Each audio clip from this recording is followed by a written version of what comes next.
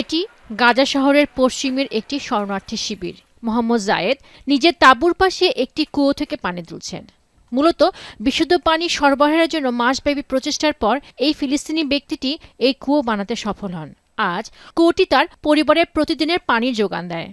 كان عندنا يعني أزمة كبيرة نعاني منها من نقص الماء، فلجأت الحمد لله رب العالمين إني يعني رجعت لفكرة أجدادنا قبل 100 عام.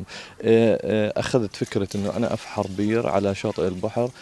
তবে গাজা জুড়ে বিশুদ্ধ পানি পাওয়া দিন দিন কঠিন হয়ে উঠছে।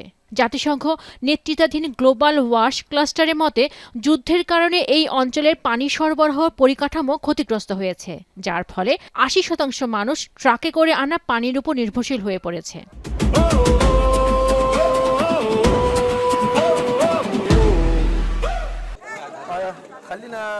ইউনিসেফ বলছে গাজায় ১১ লাখ শিশুর জন্য নিরাপদ পানির যোগান দেওয়া একটি দৈনন্দিন চ্যালেঞ্জ হয়ে দাঁড়িয়েছে, কারণ এই অঞ্চলের বিশুদ্ধ পানি সরবরাহ ব্যবস্থা খুবই নাজুক হয়ে পড়েছে। দেখা গেছে পানি বিতরণের সময় হাতের কাছে পাওয়া যে কোনো পাত্র নিয়ে লাইনে দাঁড়িয়ে থাকে ফিলিস্তিনিরা। هذه غرب غير صالحة للشرب، يعني لا لنا لكبار السن ولا لأطفالنا، ونحن ليس قادرين بأن نشتري يعني بديل، يعني لو في بديل حتى موجود في السوق احنا ما معنا فلوس إن نشتري।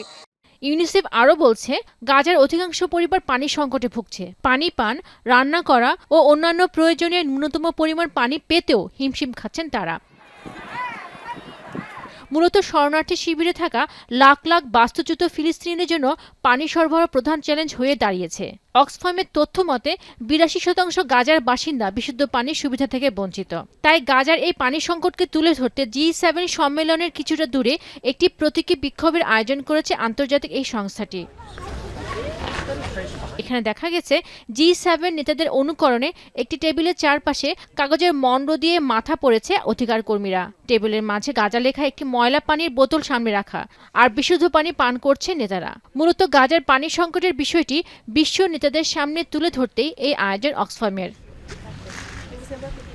পেনুকা সুলতানা, এখন বিশ্ব।